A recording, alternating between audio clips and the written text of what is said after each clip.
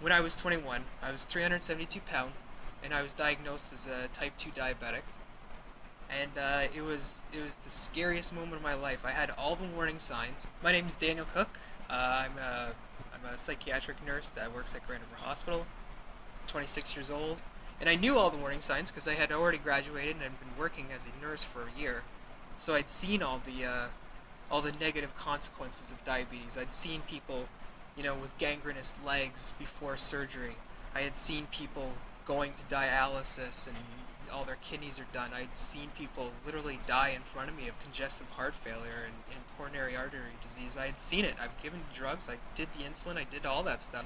I was totally convinced that could not be diabetes.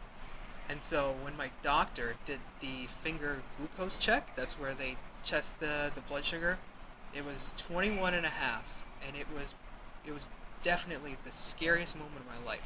Like a 21 is a critical high. You have to call the doctor even if it's 3 o'clock in the morning and figure out what to do at that point.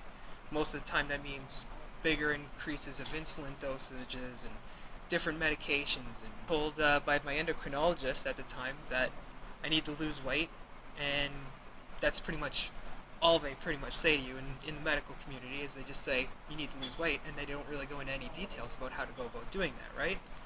And so I did the only thing that I knew at the time, which was sit around, watch TV, and, you know, not do a whole lot physically.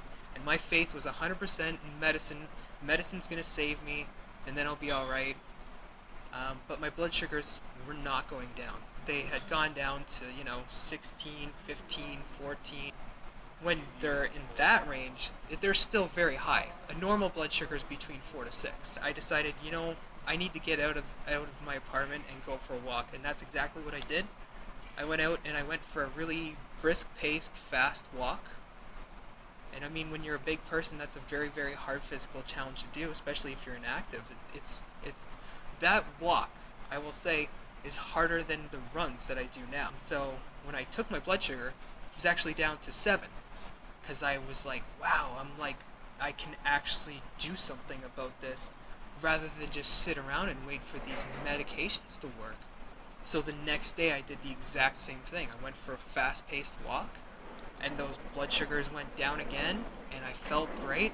And the next day I did the same thing, and the next day, and the next day, and I just kept on going and going and going. And then eventually it got to the point where I could run the whole time.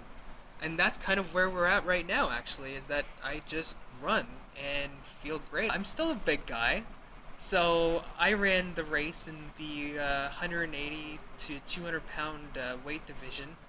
So they call it Clydesdale racing, and that's one of the things that makes the Waterloo Running Series special, is that they not only have age groups, but they also have weight divisions, which makes it a little bit more competitive for people like in my boat, where if you are a heavier weight, it kind of gives you just that little bit more incentive to train really hard, because you can compete at that division. So signing up for races is probably the easiest way to keep yourself motivated, because it's very easy to kind of fall into remission.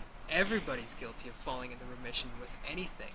Addictions issues, or food addiction, or even when it comes to physical activity. You need to have a strategy of how you're going to get over that, because you know that this race is coming up in a month or two, and you want to be better than the race that you've done before in the past. So you have to put in the effort. You have to train. You want to make yourself better, because you don't want to disappoint yourself. Even if it's a 5-kilometer race and you've never ran before, then you've got a goal that you're reaching for. And if you don't push yourself to reach for that goal, you'll never get there.